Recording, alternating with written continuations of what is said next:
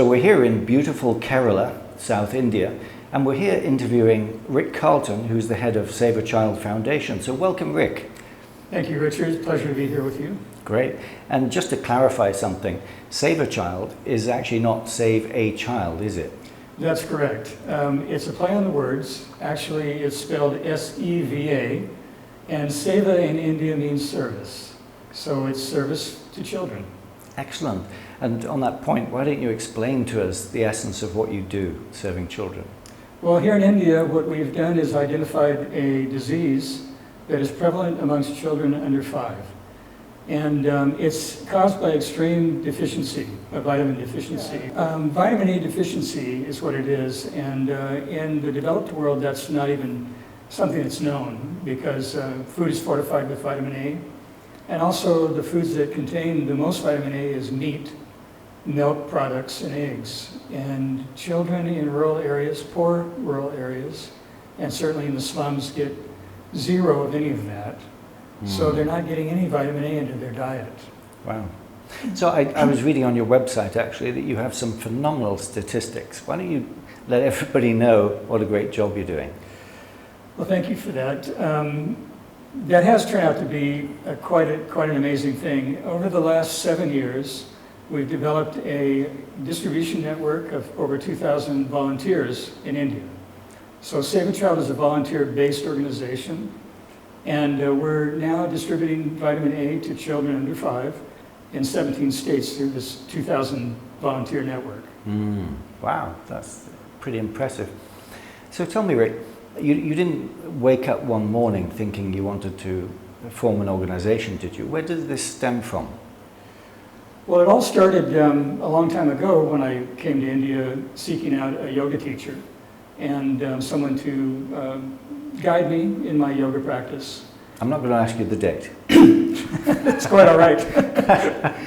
But so I've been coming to India for quite some time, let's put it that way. Right. And I came to India on a research project in 2009 that exposed this problem to me. I didn't have any idea that it was in existence. Right.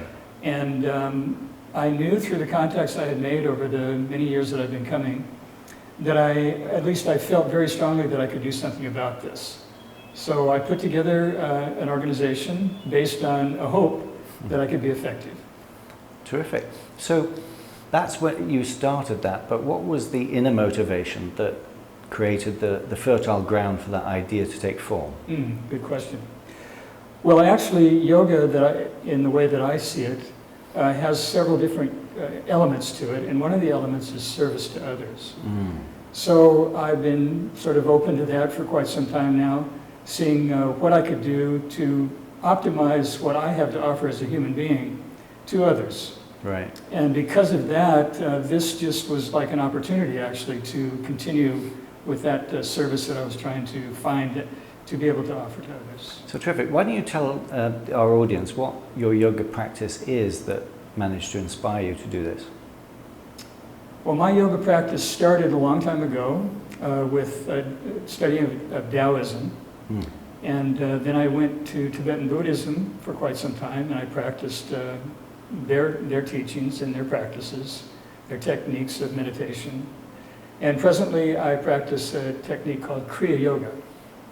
And basically what these yogas are is they're techniques and philosophies that help a person to slow down our thinking mind and actually be able to settle into a receptive mode, a mode of receptivity to what exists beyond our thoughts. And so could you give our audience an example of how that helps you in your everyday life? Oh, wow. It helps me in everything. Yeah. Well, because it gives me a sort of point of reference, a very calm point of reference, in able to deal with the challenges that come up in life, which I think everybody can relate to. No matter where you're at on the path, my observation has been that challenges will happen. Right. It's just part of our human nature. Probably if we didn't have challenges, we'd go out and find some. So having that reference point of calmness, it means everything actually. It gives me the strength and also the direction that I can take dealing with these outside problems. So give me an example of you're stuck in a situation, something's arisen in your life that you're thinking, oh my gosh, how am I going to deal with that? Yeah, that's a good one. Well, so when something like that is seemingly overwhelming, then through the years that I've spent in slowing down my mind, recognizing my thoughts, and realizing that those are just thoughts, right. I've been able to develop a sort of a strategy, or a response, I should say, to the challenges as they arise. And give me an example, a concrete example of, say, you were in an office, something happened, and you had to answer somehow. Right, right. So still, because I'm not, haven't mastered anything on this path, I'm still very much that's why you're on this planet. Yeah. Still here with the rest of us. Yeah. But basically, I'm able to usually catch myself before I go too far down the rabbit hole of a negative thought and a negative reaction to something that could happen, that doesn't feel good or is an affront in some way. And by catching my thoughts before they get control of me, then I'm able just to kind of go back to that calm space. And it happens very naturally and very automatically. Okay. What was the last example that you had of that? Oh, let's see. Someone yesterday. Excellent. Yeah, I was in line to go through the security check in the airport, flying here to Cochin. Right. And as often happens here in India, people don't really pay attention to lines and queues, and they kind of crowd in front of you. And so a man just sort of came along, and I'd been waiting in line for quite some time, and he just sort of made his way in front of me. And at first, I thought I was going to tap him on the shoulder and say, "Excuse me," but I didn't. I caught it right there, and I just went, maybe he's got a reason to be in a hurry. And maybe it's something I have no idea what it could be. Who knows? So I just let it be. I just let it pass. Didn't let it bother me. So what was the inner emotion that you changed? Were you going from complete you on the point of anger to what? I think understanding and acceptance. I think probably acceptance was the big one. Just allowing it to be and not taking it personally. Right. And that's a pretty universal thing, isn't it? Not only if you're in Rishikesh or here in Kerala, but if you're in the United States, when there's much more energy for getting things done fast, and so it's easier to forget these teachings, isn't it? Yeah, most people use somebody cutting you off on the freeway as an analogy for that, and the first reaction is you want to, say something, even though they can't hear you. Yeah. But it's just, I think surrender is a part of it also. Allowing what is to be, and it might not be the way you think it should be, but just allowing it to be anyway. Yes. So following on from that question, I mean, everybody who's on a deep spiritual path, I think, has seen moments where things seem to be arranged specifically for you at a certain time. Can you talk to that about your organization and how, I mean, obviously you formed this organization, it's a big undertaking, isn't it? Tell me about something specific that happened to you. Oh, I'd be glad to. I know you've got tons of them. Yeah, so. Well, because it's been 7 years of these kind of doors opening, seemingly miraculous. But there is a design and reason behind it all. And I'd have to say I would be very blind at this point if I didn't see it as for what it is. Right.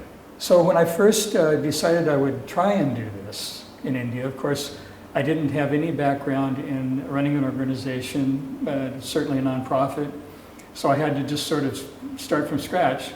But I had the vision and I had the desire to do it. And what I said from the very beginning in my prayers, in my quietest moments inside, was that if the universe wanted this to happen, I would need a lot of help. Right. So I kept on saying I need 3 things. I'll need resources, I need people, and I'll need money in order to do this. And I said to the universe, if you continue to provide that, I'll do my part. Excellent. I will do everything I can to make it happen, as long as I feel that I'm following this flow, as long as I feel like I'm in tune with purpose, with a bigger purpose than my own personal purpose. Excellent. And I even at one point said, if this is a personal thing that's, sort of ego-driven thing, Great. Please make it not happen. Right. No resources. Just Excellent. close the doors for me so I don't waste my life doing something I'm not going to be able to do. Terrific. So tell me a pivotal moment where the divine came in to help you, in specific. Sure, there's a lot of them, but I can tell you this one. When I called back, I came back from that research project in 2009, Right. decided I would try and do this project in India. I called 3 men that I had met during the tour, during the project. And these were the 3 men that I respected the most. And I asked them, because I found out I would need a board of directors, an Indian board of directors. It couldn't be me and some of my cronies back from the States. It wasn't allowed. No credibility there. The law, said, to form an NGO, they call it, non-government organization in India, you have to have Indian people. So I called these men, all professionals, all very experienced in their area of expertise, and all humanitarians. And as I called one after the other to ask them, would you consider sitting on the board of directors of this organization that I want to form? Right. I don't know exactly how we're going to do any of this, but the basic premise is that we're going to provide services for children. We're going to help children in poor rural villages and slums. And the first one I called, there was a little pause after I asked the question, would you consider being on the board? And then the response was, I would be honored. Wow. I was really surprised, and I went, well, that's a good sign. Yeah. Then the second one I called, same thing. Asked him, would you consider? There was a little pause, and then the same response, I would be honored. Was that word for word? I would be honored, word for word. Wow. And I went, oh, this is interesting. And then I forgot about that, and then, 3 or 4 days later, I finally got through to the third person and asked him the same question, and when he said, I would be honored, that was a pivotal thing for me. That's amazing. I felt very much on purpose at that point. I thought, okay, this is the universe assuring me that I'm going in the wrong direction. I mean, the right direction. Right direction. So now we got our spines tingling. How would you tell somebody in the audience, who's got this idea, this feeling inside that they need to do something, but feels overwhelmed at the fact that they're so small and their idea is so big, and how they take the next step? Because you've done it. Right. Well, I think it's going to take a lot of inner reflection to really allow yourself to be guided, and a lot of tenacity, because I won't say it was easy, perseverance, but definitely that inner quietude of really reflecting deeply, that introspection, is key. So go deeper into that for us. So what components did you have inside you that made it so compelling that you go out and ask these guys who you thought, who am I to ask them? What were the components that made you do it? What type of stillness, for instance? Well, that's a good question. The components that I would say were most important with me in the way that this unfolded was, first off, a real desire to help children. Just that really, when I came on that research project, it was all about children in slums and in rural villages, poor rural villages. And I was exposed to this problem that wasn't being addressed with the vitamin A deficiency. And other things as well that I had in mind at the time that I formed SevaChild. And so I was compelled by that. It really touched my heart, opened up some doors in my heart that hadn't been opened before. So that was really amazing. So do you have a moment you could describe for us when the door opened? What did that feel like? I was with Mr. Daniel, who is one of our board of directors, one of the men that responded with I would be honored. And Mr. Daniel is 86 now, so he was 79 when I met him. And when I stood next to him, he's been doing humanitarian work for 40 years. Right. And when I went out to the rural areas with Mr. Daniel, and I saw the people that gathered around him that he had been doing service for, and I saw the heartfelt expressions in their faces, and the love that was flowing between him and those children, not only children, but the adults and parents and other people that he worked with in the field, Right. my heart literally, it bled. I mean, it felt warmth, like warm water pouring out of it. Mm. And I right away I went, oh gosh, you know, that was something that really I hadn't felt in a long time. Right. So there's this special quality that you knew was extra special. You know, it was something you couldn't deny. It was also something I wanted more of. Okay, so that's it. So I felt like I'd been away from that. I felt that once when I was younger, in my teens. And I had been away from it for quite some time. And so when I felt it again, it was like, yeah, I've been missing this. So I'd imagine that our audience would be thinking, well, I would love to do that, but I have a job, I have a family, all that sort of thing. How could they get a slice of what you've just said through your organization? Is there a way to do that? Well, sure. There's all kinds of opportunities to join in the Seva, the service of SevaChild. We have volunteers in the States, and as I said, over 2,000 here in India. We have also people who contribute time for all kinds of administrative things that we need, publishing, graphics, website development. There's a number of ways that people can serve. But the beauty of this is we're so small. Right. We're so small, and yet we're so big here in India. We've got over 1 million children on our program now. Amazing. Yeah, it is. It's quite surprising and amazing. But we're very small. You know, we only have 2 employees in the States, and the rest are volunteers. And altogether, there's probably 5 or 6 of us that are running this from over there. Oh, so they can get involved as volunteers or by making donations? By making donations as well. We'll provide the link at the end. Sure, yeah, there's a website where people can donate, Right. contribute on that level, monetarily.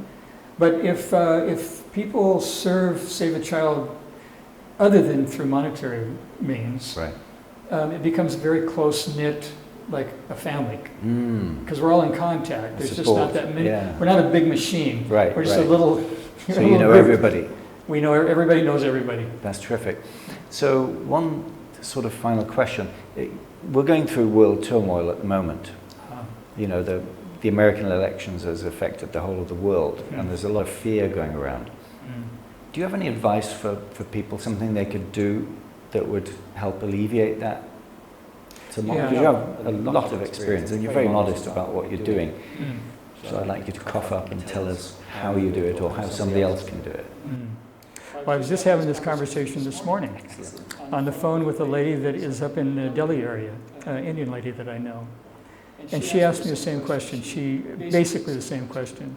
She was just looking or groping for something because she was beside herself about just what you had spoken.